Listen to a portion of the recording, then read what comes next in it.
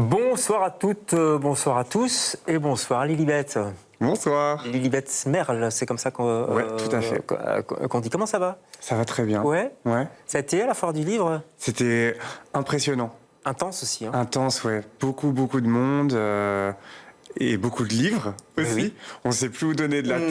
Non. C'est pour ça que c'était impressionnant. Ouais, mais c'est pour ça parce que je pense aussi, je m'étais jamais positionnée comme étant autrice ou poétesse. Ah oui, c'est une première pour toi. C'est une première et du coup d'être là avec le livre, avec des gens qui viennent te parler, c'était un peu le rêve de gamine. Et donc là, ça devient très concret. Surtout qu'en plus, il y a beaucoup d'intimité dans ce livre. Donc, c'est l'intimité qui est... Enfin, voilà, que les gens ont accès à ton intimité. C'est particulier aussi. C'est ça aussi, l'écriture. On va en parler. On va parler de ce très beau livre, recueil, on dit ça comme ça, hein, on est plutôt dans la poésie. C'est L'Arbre de Diane, très bonne maison d'édition au passage. Ça s'appelle Écharde. On va en parler. Avant ça, 3 petites questions, si tu veux bien. Je réponds du tac au tac. Ok. Si tu étais, Lilibet, un souvenir d'enfance, tu serais quoi? Oh, un souvenir d'enfance. Ouais.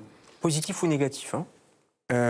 Avec mes cousins dans une piscine à jouer pendant des heures. D'accord. Voilà. Pas mal. Ouais. C'est positif. Oui, c'est positif. Si tu étais une héroïne de fiction, une héroïne de fiction. Une héroïne de fiction. Il y en a beaucoup, hein. Bah oui, il y en a pas mal. Je viens de découvrir là récemment Le Prieuré de l'Oranger, qui est de la fantaisie. Et en fait, presque tous les personnages, ou en tout cas beaucoup des personnages principaux, sont queer. Ouais. Dès les premiers chapitres, on parle d'une femme qui a ses menstrues. C'était la première fois que je lisais ça dans un livre et j'ai vraiment pu m'identifier très rapidement en fait au personnage et donc ça a été assez chouette. D'accord. Ouais. Le titre du livre? Le Prieuré de l'Oranger. Le Prieuré de l'Oranger. Et si tu étais un rêve? Un rêve, je crois que je serais un rêve qui change, qui est pas très palpable, qui change, qui est dans les teintes violettes, un peu barbe à papa aussi. Voilà. C'est marrant parce que ça me fait penser à la fleur qui est derrière. Ouais. On est dans Non, mais c'est un peu ça. Hein. Allez, il y a du rêve peut-être dans ce livre. Ouais, je crois qu'il y a, en tout cas, il y a le rêve d'une petite fille qui est devenue adulte. Ouais. Dans Écharde, on va parler de tout ça puisque tu es l'invité de LCR ce soir.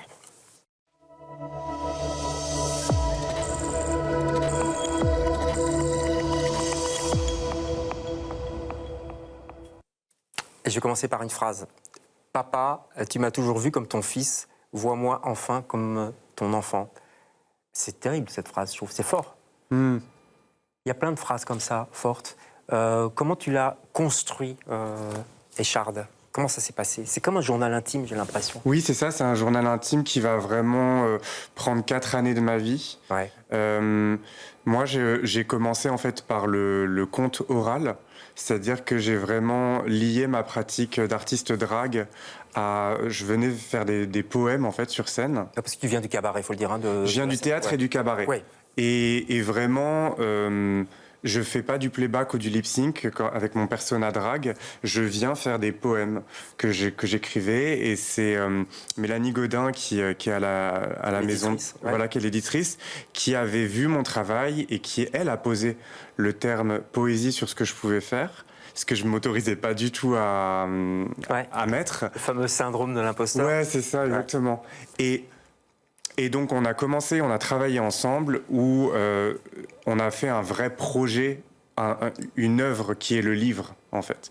Donc, dans le livre, on va avoir pendant 2 ans, j'ai travaillé là-dessus avec elle, mais aussi avec Rosa Gasquet, avec aussi beaucoup d'autres personnes qui ont relu, etc., pour me demander qu'est-ce que je veux transmettre, qu'est-ce que je veux donner. Et donc, on va avoir différents types de matériaux à l'intérieur de ce journal poétique. Ouais. On a des souvenirs d'enfance.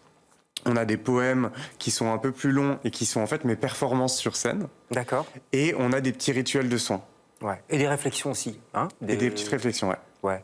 Oui, c'est vrai, c'est très dense. Il y a 13 parties, on va dire ça comme ça. Alors, tu te retires de l'identité de genre garçon qui t'est imposée à ton corps. Et ce qui est assez intéressant, et j'avais jamais pensé à ça, c'est qu'à ce moment-là, c'est un bouleversement, mais tu découvres d'abord une version plus vaste de toi, mais aussi des nouvelles violences que la société impose aux femmes, quoi. Ça, c'est quelque chose de... Oui, aux femmes ou au féminin, je dirais même. Ouais. Vraiment, ou en tout cas, avec tout le schmilblick, tout le féminin égale femme qu'a mis notre société, qui est pas forcément vrai, et ouais, c'est sûr que de mettre des robes en rue, par exemple, surtout si tu es perçu comme étant un homme, ça devient très très violent. C'est une violence de quoi? C'est une violence dans le regard? C'est une violence dans les actes? Il y en a plein de types de violences, parce que ça peut être...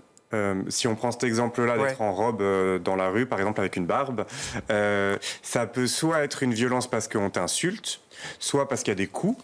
On peut se faire casser la gueule. C'est arrivé? Pas casser la gueule, mais des insultes et tout. Mais sinon, il y a aussi une autre violence qui est plus insidieuse, on va dire. C'est que les gens ne sont pas habitués. Et donc vont te regarder et vont te transformer, c'est ce que je dis à un moment donné, comme une performance de rue. On devient un spectacle. Ah, ils pensent que c'est du théâtre. Soit ils pensent que c'est du théâtre, soit c'est juste, et ça n'est pas du tout malveillant de la part des personnes, mais en fait vont te regarder et vont être là, qu'est-ce qui se passe? Et sauf que quand dans ton quotidien, tout le monde se retourne sur toi, sur ton passage, ça ne devient plus anodin de mettre ta robe. Donc, une chose qui pour toi était un endroit de plaisir, de réconciliation, de liberté en fait, parce que tu trouves que ce vêtement est beau, que tu as envie de le poser sur ton corps, ça devient en fait quelque chose de politique à l'extérieur, ça devient quelque chose d'événementiel. Et du coup, c'est une forme de violence. Ah oui, complètement, ouais. Et le fait de d'écrire tout ça, c'est pour apaiser un peu cette violence qui est toujours là, j'imagine. Ouais, en fait, c'est parti de là. Ma pulsion d'écriture, elle est venue quand je vivais des violences, par exemple, ou quelque chose qu'il fallait que je transforme. Et donc, je me mettais à écrire pour transformer. Et pour trouver une solution, pour dépasser, en fait, pour pas que ça reste juste une violence et pour pas que je sois une victime. Ça m'intéressait pas du tout. Alors c'est écrire, mais c'est bien écrire, parce que c'est magnifique. Il faut vraiment lire Écharde. Est-ce que tu peux lire peut-être un petit extrait? Oui, bien sûr. On va se rendre compte un peu de l'ambiance, de l'écriture aussi, de la liberté, parce qu'il y a une formidable liberté dans ta façon d'écrire. Vas-y, je t'en prie. Elle ne veut pas dire femme. Non. Mon elle ne veut pas dire femme, mais une des rivières de l'océan Femme. Mon elle se tient armure fine et caille cuir à la rescousse pour éloigner il. Parfois je suis fâché contre le français. Je le trouve trop genré. Mais ne serait-ce pas nous qui ne comprenons pas comment jouer? Il a tellement de possibilités, autant que de genres à essayer. Il est belle. Elle est bello. Iel sont bulles. Iel est beau. C'est génial. C'est génial parce que c'est vrai et on n'y pense pas vraiment, mais le français est très étriqué finalement, très coincé dans des normes, que ce soit des normes de genre, que ce soit des normes d'accords de genre, etc. Quoi.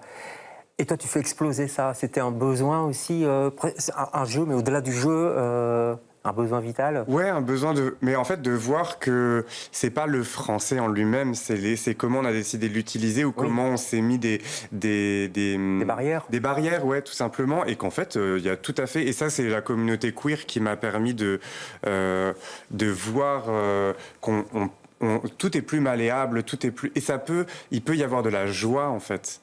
C'est vrai qu'on est très stressé par rapport au mégenrage ou à ce genre de choses.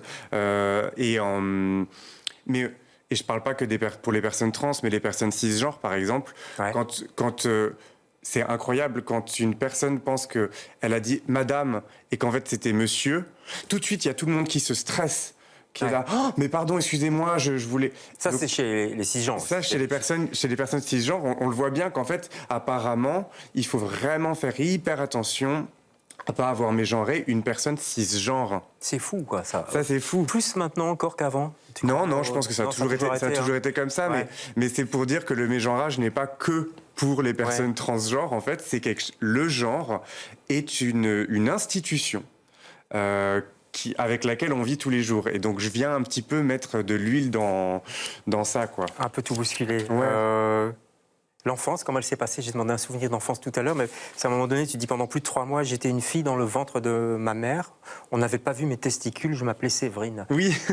Ça, c'est réel. Ouais, ça c'est fait vrai. rire. Mais oui, c'est vrai, parce que j'étais là, ah ouais, d'accord, quand même, à quoi ça tient de s'appeler Séverine, en fait? Ça tient juste à des testicules. Donc ta maman s'était dit, j'ai une petite fille, j'attends une petite, c'est ça le truc, pendant en fait. 3 mois, Dingue, pendant ça. 3 mois, ma mère et mon père, je pense du coup, en plus, devaient dire elle pour parler de moi, ce genre de choses. Et donc je trouvais ça assez marrant quand on voit l'échographie des testicules ou pas des testicules, ça va induire un pronom qu'on va utiliser, mais du coup, ça va induire en fait plein de codes de genre. Tout. Ça va induire la couleur des vêtements que je vais avoir dès que je vais naître. Ça va induire aussi un lexical, c'est-à-dire si je suis petit garçon, on va parler de chevalier, de force, de tout ça. Si je suis une petite fille, on va parler de princesse, de douceur, de vulnérabilité. Et ça encore aujourd'hui. Et ça, c'est encore aujourd'hui. Incroyable. Les maternelles, c'est impressionnant. Voilà, sur les t-shirts, quel type d'images vont avoir les petits-enfants, etc. Vrai. Voilà, et c'est pour ça que tout à l'heure, vous avez dit cette phrase que je dis à mon père, tu m'as vu comme ton fils, vois-moi comme ton enfant. C'est en fait tout ce que tu m'as imposé parce que tu as cru que j'étais ton fils. Et au lieu d'écouter le non-genre, mon enfant, pour voir vers quelle direction j'allais aller toute seule, quoi. Il a lu cette phrase Je ne sais pas s'il a lu encore, mon père. C'est compliqué ça reste compliqué? Ouais. J'imagine bien. Voilà. C'est une conversation. Ouais. C'est un chemin aussi. C'est un chemin, ouais. Donc tu as fait l'INSAS, je crois, tu viens de Strasbourg, tu as fait l'INSAS à Bruxelles. Il y a eu le cabaret, maintenant il y a une militance aussi, tu milites en cuir. C'est tout un chemin. Et puis il y a ça, et je dirais que ça, c'est pas l'aboutissement, mais ça fait partie du chemin, ça va être mis en scène aussi, en théâtre. Ça, c'est un petit. Je sais pas si on peut déjà le dire, mais. Je suis en travail dessus. Il y a une envie vraiment de livrer tout le chemin et surtout ça. En fait, c'est un chemin de guérison. Tout le bouquin, c'est vraiment de se dire, ok, dès qu'il y a eu blessure, qu'est-ce qu'elle vient, comment on peut la transformer, qu'est-ce qu'elle vient dire, comment on avance dans le monde. Et du coup, j'ai très envie de livrer ça avec des gens en face. Bien sûr, je comprends. Et puis ça peut aider aussi des gens qui sont aussi en questionnement par rapport à tout ça. Et c'est très beau, surtout. Est-ce qu'on peut avoir un dernier petit extrait, peut-être? Oui, alors je me questionne là-dedans un petit peu aussi. Il y a le genre, mais il y a aussi la sexualité. Comment est-ce que j'avais l'habitude de faire l'amour? Quelles étaient mes pratiques? D'où est-ce qu'elles venaient? Qu'est-ce qu'elles venaient dire? Est-ce qu'on peut aller un peu... Est-ce qu'on peut ouvrir des choses? Alors, tout très rapidement. Vas-y. On apprend à désirer par la vue. Ça donnerait quoi si on apprenait à désirer par la peau? C'est tout? Ouais. C'est beau. Ouais, c'est tellement ça en fait. C'est très très beau. Tu lis beaucoup de poésie? Un petit peu, ouais. Je m'y mets de plus en plus. Je crois que j'ai été fâché pendant très longtemps avec la poésie. J'ai été traumatisé. Pourquoi? Par les cours poésie obligatoire. Mais beaucoup de gens, en fait, où on m'a imposé de voir des choses dedans parce que c'était académique. Et moi, je voyais plein de choses dans les textes, mais pas ceux de la professeure. Ouais, et donc, à chaque fois, je levais la main, je disais, moi, je vois ça. Et on me disait, non, t'as faux. Et du coup, on disait t'as faux. Ouais, on me disait j'ai faux. Et du coup, j'ai mis du temps avant d'y retourner. Et le fait d'écrire ce livre, je me suis plongé dans plein d'auteuristes pour aussi voir, comprendre et tout. Donc, dont une certaine Marie Oliver. On va regarder peut-être la couverture, c'est très beau. Hein, Thousand Mornings. Thousand Mornings, ouais. Il y en a plein en fait. Et Marie Oliver, elle a donc c'est de l'éco. Moi, je mettrais de l'écoféminisme. C'est un courant qui me touche beaucoup. Oui, c'est aussi un peu écoféministe. Oui, c'est mine de rien. On l'a pas dit encore, mais. Ouais, c'est complètement un conte éco-queer féministe. Et elle va parler beaucoup de la nature, des oiseaux. Il y a beaucoup d'humour. Et elle n'a jamais été traduite en français encore. Et pourtant, elle a gagné un prix Pulitzer. Voilà, j'avais envie d'en parler parce que n'hésitez pas à aller le découvrir et si vous aimez traduire, il faut qu'on fasse quelque chose, quoi. Ouais, avis aux traductrices et aux traducteurs qui nous écoutent. Ouais. On peut peut-être traduire celui-ci en anglais. Oui, on peut aussi le traduire en anglais. Dans l'autre sens. Et il va aller jusqu'à Paris puisque c'est le festival du livre. On a parlé de la foire du livre en début d'émission. Là, il y a le festival du livre. C'est à Paris cette fois-ci. Ce sera le 19 avril, donc c'est tout bientôt au Grand Palais. Et tu fais une performance avec une performance avec de 30 minutes, ouais. Une harangue poétique dans le cadre du cabaret extra. Tout ça sous les sous le Grand Palais. Oh là là. Du Grand Palais, c'est magnifique. Ouais, hein. c'est très beau. Ouais. Et puis on pourra te voir, j'imagine, après à Liège, où on tiendra en tout cas nos... Oui, je serai le 23 avril à Liège. Voilà, il y a des rencontres. Il y a des projets, ouais, notamment avec l'Arbre de Diane, ça c'est la maison d'édition. Et on salue encore une fois l'éditrice Mélanie Gaudin qui fait du très bon travail. Merci. Incroyable. Merci beaucoup d'être passé chez nous à Lilibet. C'était un plaisir et une superbe découverte. C'est dans toutes les bonnes librairies, comme on dit. On se retrouve demain avec d'autres invités. Bonsoir.